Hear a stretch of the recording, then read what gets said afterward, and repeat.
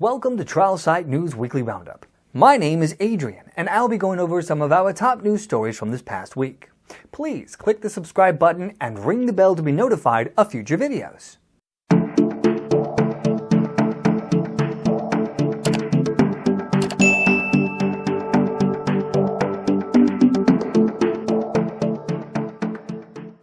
This week we start our roundup with a serious story. It's about a new batch of Nash drugs which are presently in phase 3 studies. They are targeted for conclusion within 2 to 4 years. So what is Nash? Well, non-alcoholic steatohepatitis is liver inflammation and damage caused by a buildup of fat in the liver. It is a part of a group of conditions called non-alcoholic fatty liver disease, and you may be told you have a fatty liver.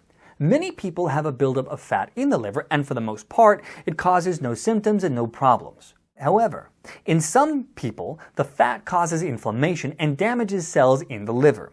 Because of the damage, the liver doesn't work as well as it should.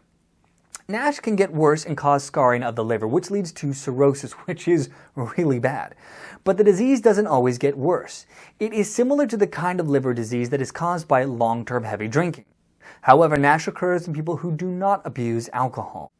It represents an emerging health crisis with already 40 million people potentially affected with the condition and no cure or specific treatment currently out.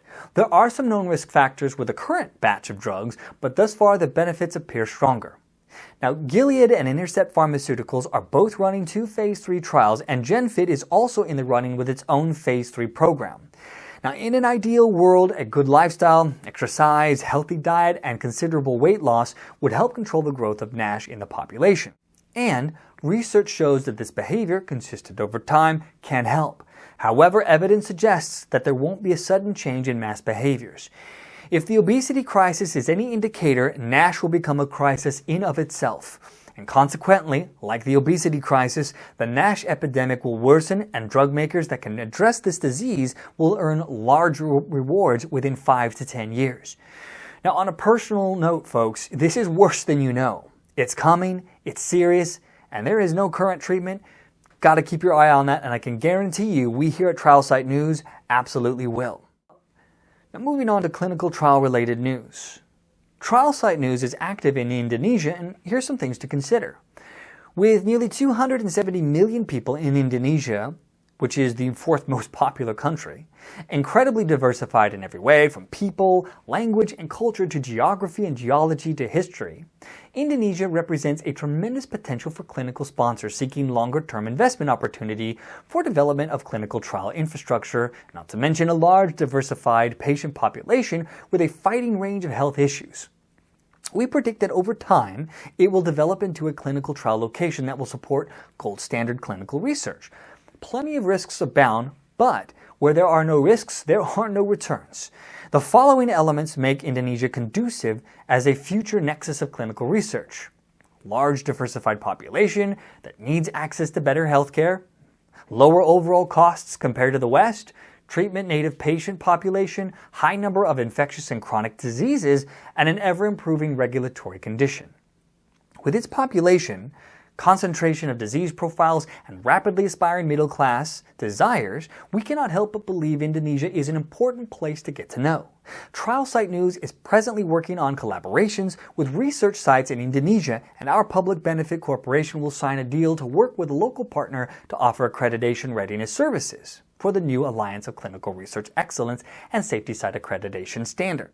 For more information on this story, contact trialsitenews.com. Now, this next story is fascinating in that it's all about another way to get information about research and patients through technology, basically augmenting clinical trials. The 21st Century Cures Act spurs the idea of a real-world evidence in clinical research. This act brings a compelling prospect that the drug and health companies can include data from electronics health records, claims data, and other data sources to augment the more time-consuming and expensive gold standard of controlled interventional clinical trials. Recently, New York-based ITEON published their real-world health study findings in an attempt to replicate the results of randomized controlled clinical trial. Towards the end of 2018, the FDA launched a novel program, the Real-World Evidence Program, to promote the use of real-world evidence, or RWE, as part of its regulatory decision-making process for drugs and biologics. The program was established by the 21st Century Cures Act. As mentioned previously, the program's designers thought to follow through on the intentions of the authors, whose intention was to support the approval of new indications of already approved and marketed drugs for biologics or to help support post-approval studies. From our perspective here at Trial Site News, the RWE study train has already left the station. The laws, regulators, and a growing contingent in the medical and research community have already bought in and fully believe in this paradigm as a way to support existing research methods and analysis. RWE clearly has strengths and limitations, and it can augment and support better and stronger in some cases than others. The underlying assumptions, methods, and factoring in of the totality of data and intelligence in a given research pursuit is of paramount importance for the highest quality results. Now, in other clinical trial-related news, regional healthcare provider Geisinger has launched the voice analysis of COPD patients with exacerbations, VOICE, research study that aims to gain more information on a novel technique to detect flare-ups or exacerbations of chronic obstructive pulmonary disease, or COPD, in patients. Geisinger is recruiting COPD patients between the ages of 40 and 80. Patients must have a year prior a history of exacerbations, including both bronchitis and pneumonia. Geisinger seeks to gain more information on a novel technique to detect flare-ups or exacerbations of COPD in patients. And we'll follow up on this story in the future, I'm sure. Now, this next story is really troubling. Now, I think everybody needs to be reminded of the fundamental underpinning in the declaration at Helsinki.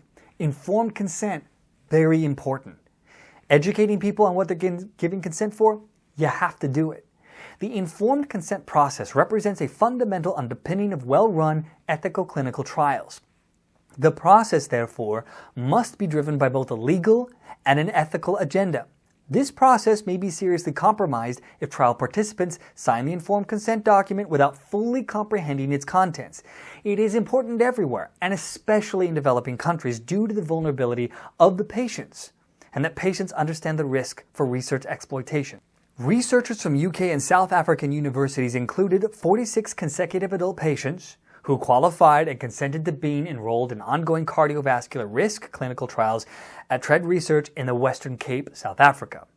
Now, after giving informed consent, participants were subjected to both a close-ended self-report and an open-ended method or descriptive narrative to assess the understanding of various components and concepts related to clinical research pertaining to the initial informed consent document. The descriptive narrative was recorded and then later transcribed and assessed by two independent assessors. Interestingly, there was a noticeable difference between the two methodologies used to assess patient comprehension of the various components. Trial participants' understanding of the informed consent document was poor, especially with regards to the following concepts: randomization, risks, placebo, and blinding. Higher levels of comprehension were obtained for the participants' self-reports and lower levels for the narrative descriptions. The participant comprehension was poor, and the process for taking informed consent subsequently needs to be modified to improve informed consent comprehension. Moving forward, it is extremely important to understand how to improve the informed consent process. And now for some diabetes-related news. Julie Workman of A Sweet Life writes about 6 diabetes trials to keep an eye on in 2019. Ms. Workman brings our attention to JDRF and Jocelyn Diabetes Center as examples of research organizations working tirelessly to help progress our understanding of diabetes care and ultimately a search for cures. For example, she reports that Jocelyn is working on research efforts to understand the impact nature occurring beta-N supplements on risk reduction for those that would fall in the prediabetes category. The 6 trials are Jocelyn Diabetes Beta-N Study, JDRF Funding Therapeutic Antibodies Program by Pandion, Diabetes Research Connection, HA Cell Research, or HA Cell Research, Diabetes Research Institute Vitamin D and Omega-3 Study, ViaCyte Stem Cell Control Trials in Europe, and JDRF collaborating with Lilly for encapsulated cell therapies, all of which are also listed in the description box below. Earlier, we delved into the Nash crisis and its growing biopharma pipeline. Now, privately held German biopharma Boehringer Ingelheim has put $40 million in cash and up to $870 million in success-based development and commercialization milestones. excluding royalties, to its South Korean partner Yuhan Corporation for Nash co-development. Yuhan CEO Yoon-hee Lee stated that we look forward to working jointly with Boehringer Ingelheim with its strong track record of bringing new treatments to patients with cardiometabolic disease. Boehringer Ingelheim's clinical expertise will now be applied to the development of this drug, which has the potential to make a real difference for patients with NASH. Here, Lee acknowledges BI's formidable scientific and clinical high-performance team. Yuhan's CEO Yoon-hee Lee stated, and I quote, that we look forward to working jointly with Boehringer Ingelheim with its strong track record of bringing new treatments to patients with cardiometabolic disease. Boehringer Ingelheim's clinical expertise will now be applied to the development of this drug, which has the potential to make a real difference for patients with NASH.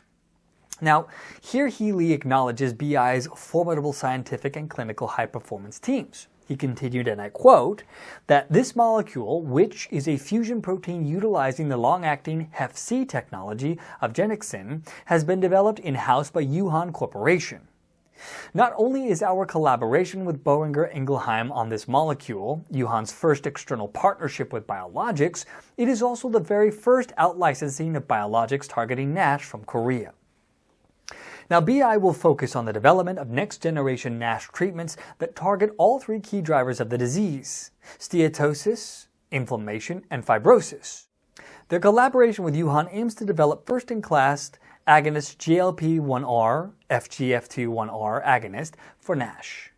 Turning now to HIV/AIDS news. 500 participants from Zimbabwe have led participation to represent the first country in the sub-Saharan region to complete the successful enrollment of participants who are taking part in the ongoing large-scale HIV vaccine efficacy trials, which are currently underway in 4 continents covering 12 countries, with about 12,699 study participants on board. About University of Zimbabwe College in Health and Clinical Trials Research, also known as UZCHS-CTRC, it was established in 1994 with the University of California, San Francisco UCSF, to implement high-quality science addressing HIV prevention and therapy. Its aim is to control Zimbabwe's HIV/AIDS epidemic and contribute to global policy as a center of excellence under the University of Zimbabwe College of Health Sciences in collaboration with UCSF and its partner institutions. Over the past 20 years, the program has developed a governance structure built on principles of inclusiveness and collaboration of scientific community and administrative functions, coupled with efficiency and transparency in resource allocation. The Clinical Trials Unit CTU is a U.S. National Institutes of Health NIH, and Division of AIDS or DAIDS funded program implemented at UZCHS-CTRC in collaboration with UCSF. The primary goal of the CTU is to carry out the clinical research plans to DAIDS, HIV and AIDS, clinical trials networks. So from all of us here at TrialSite News, congratulations to the University of Zimbabwe for achieving this milestone. Well done. Now this next story is about USC and how they're going to pay UCSD $50 million to compensate for its sudden recruitment of Paul Eisen and other scientists who worked with him as part of an Alzheimer's disease cooperative study based at UCSD. That surprise move back in 2015 led to a series of lawsuits, countersuits, and disruptions to ongoing Alzheimer's research. And now the groups have settled. Academic centers should be careful about recruiting professors, scientists, and researchers. They should check their employment agreements, the local state employment law, and definitely consult with a very good law firm. Alright, switching gears now to cancer-related news. This first story, listen up folks, this is some great stuff. What they're doing here may change the way people are treated in the future. Okay, so there's a 3-drug combination of encorafenib, binimetinib, and cetuximab significantly improve overall survival or OS in patients with BRAF-mutated metastatic colorectal cancer or mCRC based on the results of the Beacon CRC Phase 3 clinical trial led by MD Anderson investigators. The triplet combination was generally well tolerated with no unexpected toxicities. Grade 3 or higher adverse events were experienced in 58% of patients of triplet treatment, 50% of those in the doublet group, and 61% of those in the standard therapy group treatment. The treatment combination resulted in median OS of 9 months for the combination therapy compared to 5.4 months for current standard of care treatment. Objective response rates, or the ORR, for the triplet targeted therapy was 26% compared to just 2% for standard therapy. The results are being reported at the ESMO World Congress on Gastrointestinal Cancer 2019 by Principal Investigator Scott Kopetz, MD, Associate Professor, Gastrointestinal Medical Oncology. By 2019, encorafenib in combination with binimetinib and cetuximab was given breakthrough therapy designation. The agency required that the treatment be applied to patients with BRAF V600E mutant mCRC after the failure of one of the 2 prior lines of therapy for metastatic disease. Now, this next story is about a Korean-based Altiagen reports that China's Kailu Pharmaceutical has received IND approval for Alt-2, a Herceptin biosimilar from the Chinese Food and Drug Administration. Kailu plans on launching a phase 3 trial on about 600 patients, and the hope is that it will help the group enter Europe, reports Korean Biomedical Review. This next story is about Coda Inc., which positions itself as a leading precision medicine technology company utilizing real-world evidence to bring clarity to cancer care. Recently, it announced it has signed a 2-year research collaboration agreement, or RCA, with the U.S. Food and Drug Administration, or FDA, Information Exchange and Data Transformation Informed Program, the agency's data science and technology and incubator supporting regulatory science research. The RCA will establish a study protocol with an initial focus on breast cancer and will provide the FDA with information on the evolving treatment landscape, including insight on treatment variation within defined subpopulations of patients. Only 3 to 5% of all adult cancer patients participate in clinical trials. This represents an unacceptably low number given the enormous number of cancer trials that could help those in need today. This deal, it is hoped, will help the FDA better understand the broader treatment of cancer through the application of real-world evidence, or RWE, under the Informed program. Hopefully, the real-world evidence generated through this collaboration will be enriched using the Coda Nodal Address, or CAN, patient classification system, allowing for deeper insights and greater understanding of the variance of patients' treatments and outcomes. Meanwhile, the ZUMA-3 study reveals an investigational therapy called KTE-X19 appears safe and demonstrated encouraging efficacy as a treatment for patients with relapsed refractory acute lymphoblastic leukemia, reports an update from the study team at the 2019 ASCO meeting. The primary objective of the study was to determine the safety and efficacy of KTE-X19 in adult populations with relapsed refractory RR, B precursor acute lymphoblastic leukemia, or ALL. Bijal Shah, MD, and ZUMA-3 investigator and oncologist with Moffitt Cancer Center, Tampa, Florida, noted, and I quote, that adults with relapsed or refractory ALL represent an extremely difficult to treat patient population. Dr. Shaw continued that we're encouraged by the high response rates in the study as well as the reduced incidence and severity of CRS and neurologic events that were observed following implementation of the revised safety management protocol. We are evaluating the use of KTE-X19 at the selected dose with this safety management protocol in the ongoing ZUMA-3 Phase 2 study. And that about wraps up our program for this week. Do you have any clinical news you'd like us to report on? If so, let us know. Contact information is in the box below. Thank you for joining us for this week's Trial Site News Roundup, and remember, subscribe and ring the bell to be notified of updates. We'll see you next time.